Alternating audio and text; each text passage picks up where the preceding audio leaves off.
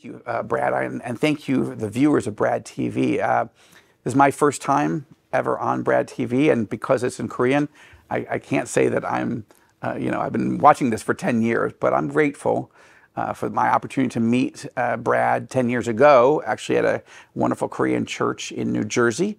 And I'm grateful that I had an opportunity 10 years ago, as it turned out, to come and teach and preach and answer questions in Korea. And I'm grateful for the Korean Christian community that does love Israel, and more who are seeking. So I'm grateful to Brad. I'm grateful to Brad TV to cover these type of issues, the films that he's made, and this opportunity to be with you all on this network. This is Israel's darkest hour, but in the darkness, the light shines very strongly, brightly, and this is the moment, right? The world is abandoning Israel. That's terrible, but it means there's an opportunity for those of us who love Israel because we love Jesus, we understand the Bible, for us to stand faithfully. And the Jewish people are noticing. The people of Israel are noticing. The government of Israel is noticing that their most faithful friends in the world are people who love Jesus. And so I hope this interview on Brad TV is helpful to you, to the Korean church, and that you'll share it. Take the link and share it with people on social media to help them think about these things, because there's a blessing. Starting in the book of Genesis chapter 12, God says, I will bless those who bless Israel, the descendants of Abraham, Isaac, and Jacob, and the nation of Israel. There's a blessing. I will bless those who bless you, but those who curse you, I will curse. I think we all know which side of that equation we want to be on, and I'm grateful to Brad TV that you are on the side of blessing Israel and the Jewish people and being a witness to the Jewish people in the name of Jesus, and it's an honor to be with you. God bless you, and I hope this program is helpful. Thank you.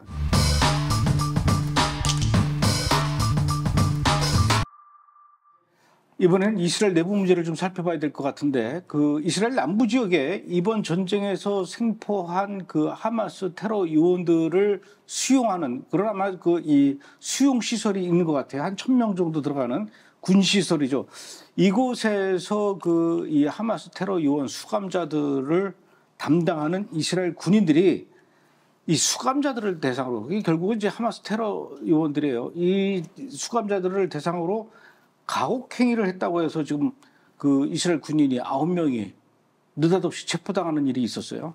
체포당한까지는 좋아요. 뭐 이게 인권 탄압이 있었다, 뭐 가혹행위가 있었다고 얘기하는데, 이 체포 사실이 알려지자 이제 이스라엘 강경파 의원들, 벤그리브 등등, 그리고 애국보수 시민들이 시위대가 달려가서 우리 군인들, 그 9명의 그 간수들이죠, 어떻게 보면 그 군인들을 교도관이죠. 교도관.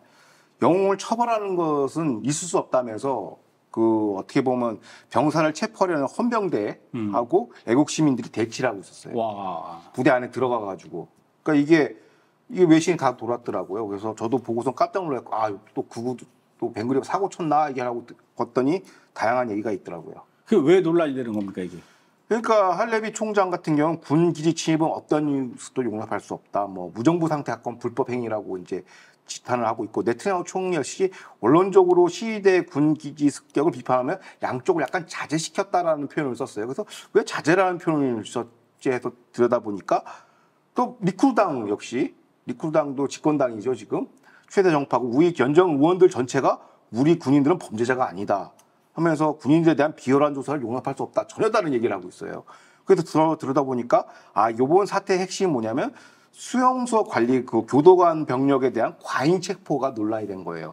그러니까 헌병이 가서 그냥 서면조사 가서 수사하러 간 게 아니라 헌병 특공대가 포함된 거예요. 그러니까 지난번 뭐 우리 그 인질구출작전 할 때 투입된 그런 류의 티어 1 특수부대가 들어간 거예요. 아니, 적을 체포하는 것도 아니고 같은 군인인데 마스크 쓰고 완전 장비 딱 차고 들어가니까 이제 군인들은 왜 나한테 왜 그래 이렇게 이제 얼이 빠진 거죠. 그래서 9명의 병력에 대해서 현지하고도 이게 협조가 안 됐나 봐요. 수사 협조가. 그래가지고 대치하고 있었죠. 그러니까 이게 헌병 특공대가 뭐 하는 거냐면 마약, 조폭, 인질구출 이런 데에 투입되는 사람들이 가니까 놀래 자빠질 수밖에 없고 이 소식이 SNS로 터져나가니까 이제 벤그리브 등등 우파 우익 장관들이 들어가서 이걸 이제 막은 것이죠. 그러면서 그게 이제 첫 번째가 이제 체포 방식에 대한 그 방법론에 관해서 좀 과잉적으로 했다는 게 이제 소문이 났고 첫 번째고 두 번째가 뭐냐면 그 내용이 뭐냐니까 가혹행위에 대한 증언이 최초 어디서 나왔냐? 석방된 테러범 지금 가자지구에 있어요. 지금 전쟁을 치고 있단 말이에요. 걔 증언을 기초로 해서 가혹행위가 있었다고 수사가 개시된 거에 대해서 일반 국민들이 굉장히 불편해하고 있고 특히 보수 성향의 의원들과 유권자들은 굉장히 불편해하고 있는 것이죠. 전쟁 중에 있는데 그래서 이제 이게 충돌 사태로 이제 비화가 된 것입니다. 그런데 하마스 요원들이죠. 이 석방돼서 다시 가자지구로 간 사람들. 그러니까 어떻게 보면 이스라엘 군으로서는 적군이에요. 예. 적군이 그 가자지구 안에서 증언한 내용이 이스라엘 사법부의 어떤 이 행동에 효력이 있는 겁니까? 그러니까 그게 문제인데, 그러니까 이런 문제 제기는 이스라엘 검찰이 지속적으로 제기를 해왔어요. 테러범에 대한 인권 문제를. 그런데 군 내부에 관한 문제는 이제 지금 수용시설이 군사시설이거든요. 그러면 이 관할권이 군 검찰입니다. 이스라엘 검찰은 군 검찰에 대한 관할권이 없기 때문에 이 사건을 토스를 한 거예요.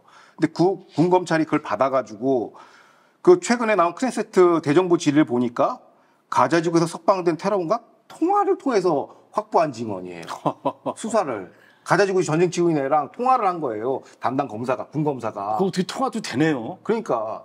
그러면 당연히 이거는 하마스 입장에서는 선동 자료죠. 선동이고 심리전으로 활용하는 게 뻔한 건데 이게 증거 능력이 있냐? 당연히 증거 능력이 없죠. 근데 이런 것들이 이제 나왔고 왜 이런 사태가 발생했냐면 그러니까 레빈 그 법무부 장관 그러니까 이래서 이제 우파 의원들이 성토를 하는 거예요. 레빈 법무부 장관조차도 자, 극좌 사법부는 원래 약간 좌편향이에요. 그건 인정하고 있는데 이게 이제 IDF 군사 형법기관에도 전파 오염됐다고 지금 성토하고 있는 겁니다. 그러니까 내사 출발조차가 잘못됐다라고 보는 것이죠. 그래서 이게 충돌을 한 것이고 또 주요 외신에서 나오기에는 뭐 테러 병력들이 막 가혹행위다 해서 막 성폭력 있고 뭐 학문 성교했다 뭐 이런 얘기가 막 있는데 조사 결과는 그런 거 없는 걸로 나타났습니다. 그래서 이제 지금 하나하나 이제 헛소문과 사실이 지금 구별되고 있어요. 아이고, 이스라엘 군의 그 법무 참모, 이거 군 검찰 쪽이죠, 이 법무관. 10월 7일 하마스가 이스라엘을 기습 공격할 때 이스라엘 군인 중에 한 사람이 마침 그날 아마 비번이었던 것 같아요. 예. 그래도 비번이라도 이스라엘 군인들은 항상 총을 들고 있는데 그때 도망가는 하마스를 보고 뒤에서 쏴가지고 사살을 했는데 이거는 적을 사살한 게 아니라 넌 살인을 했어. 그래가지고 이 군인을 기소하려고 한 적도 있었다.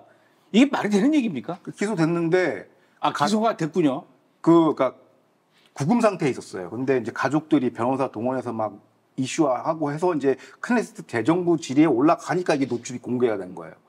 그러니까 일반 살인 사건을 넘은 거예요. 테러리스트 테러를 제거를 했음에도 이런 것들이 켜켜이 쌓여온 것이죠. 아하. 그래서 이번 같은 사태가 발생했고 그러면 국내 검찰에서 이런 거를 주도할 수 있는 세력이 누구냐면 그 과거에도 우리가 얘기했지만 IDF 수뇌부들이 약간 극좌 세력이라고 하지 않습니까? 사법부와 마찬가지로 이런 사람들이 방정부 집회를 주도한 에우드 바라크 전 총리의 인사 직계 그쪽 계통의 라인이에요.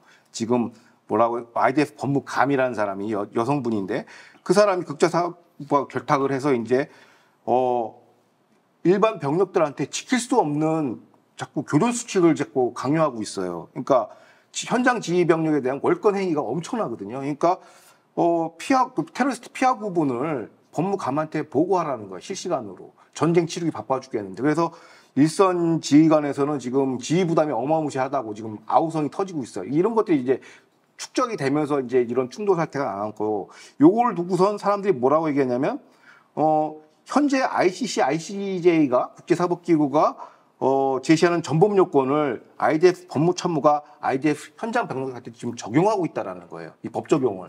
그러니까 이제 현지에서 뭐라고 하냐? 이스라엘 군 법무부는 ICC, ICJ의 이스라엘 출장소라는 비아냥을 지금 하고 있어요. 그리고 이번 충돌 사태가 이제 무작위로 발생한 게 아니에요. 그러니까 외신만 보면은 또라이 구구들 뭐 유대인 막아주고 이게 집회 시위를 한 게 그런 게 아니라 그동안 누적되어 온 형평성에 관한 문제예요. 그러니까 그 수뇌부, 군 수뇌부나 사법부에 대한 그 신뢰도가 거의 바닥이거든요. 지금 이걸 이제 이해를 하셔야 되는데, 우리가 기억하시는 것처럼 지난번 그 사법 반대 그 집회가 있었지 않습니까? 거기서 예비군들이 뭐 자기 복무 거부하겠다, 공군정사들 막 그랬잖아요. 그거 처벌해야 되거든요. 항명 사태로. 근데 그 당시 IDF 총장이 어떻게 했습니까? 다과해야 하면서 없던 걸로 유야무야 했어요. 그런데 현장, 지금 전쟁에 싸우고 있는 현장 병력, 지상 병력에 대할 때는 엄청나게 과잉 수사 체포를 해요. 너 이거 인권 탄압이야. 테러범인지 피하 10도 안 되는데 왜, 뭔 줄 알고 네가 사살한 것이야. 그래서 그 테러 병력을 사살한 사람이 살인죄로 기소된 누명을 쓰기도 하고, 이런 게 이제 불공평 때문에 이제 현지에서 여론이 들고 일어난 것이죠. 그리고 참모장 같은 경우는 다과해로 이렇게 자기 어떻게 보면 자기 정치 성향에 맞는 군인들은 보호해주고, 지금 비번 예비원들이 SNS상에서 이제 그 주적인 하마스에 대한 게 약간 좀 적개심을 표출하는 포스팅을 올리나 봐요. 근데 이걸 가지고 또 언론이 대서특필을 해요. 그러면서 여기에 대한 고관도 징배를 하고. 하지만 이제 또 IDF 예배역 단체 중에 좀 극좌 단체가 있거든요. 브라더스 인 아미스라고. 여기서는 뭐 네트냐후가 히틀러고 IDF가 막 영화를 사살하는 명령을 받았다, 뭐 이런 허위 사실을 유포해도 서면 조사조차 안 한다는 것이죠. 그러니까 이런 것들이 어떻게 보면 군이 반으로 쪼개진 거라고 볼 수 있습니다. 안팎으로 지금 이스라엘 이런 내용을 겪고 있는 것이죠. 레바논과의 전면전도 앞두고 있고, 또 이란이 어떻게 나올지도 모르고, 또 후티 반군 거기까지 날아가서 또 전쟁도 하고 오고 그래야 되는데, 이 내부적으로 이렇게 자꾸 이 분열이 되고, 이게 말이 안 되는 얘기인 것 같아요. 예. 하마스가 막 도망가는데 그거 쏠려고 그러다가 자 오늘날 비번이지. 막 전투하다가 6시에 퇴근 시간인데 뭐 할 때마다 변호사한테 전화하고 막. 퇴근해도 될까요? 뭐 그렇죠. 공무원이죠 이제. 야, 참 심각하네요. 이스라엘 군 내부도. 그래서 국자 사법부의 그 어떻게 보면 그 행태, 그것 때문에 이제 사법개혁을 이제 주장한 거였죠. 이런 걸 좀 정상화시켜야 되는데 자꾸 월권을 하니까. 근데 군 검찰도 오염이 됐다라는 게 이번 사태로 확실히 드러났고, 그래서 이렇게 충돌이 된 것이다. 그냥 구구 또라이가 아니라 이런 걸 명시적으로 우리가 알 필요가 있습니다. 1000명의 그 하마스 테러 대원들을 수감해 놓으면은 그 1000명들이 그 안에서 얼마나 자기네들끼리 그 똘똘 뭉쳐서 기세등등해서 말도 안 듣고 통제 안 따르고 소리 지르고 그러겠어요. 뭐 그런 인간들 다루다 보면은 엎드려 뻗쳐 시킬 수도 있고 그런 건데, 그 가우킹이라고 해서 이거를 교도관들을 전부 다 그냥 특수 작전 하듯이 체포해 간다고 하면은 그걸 어느 국민이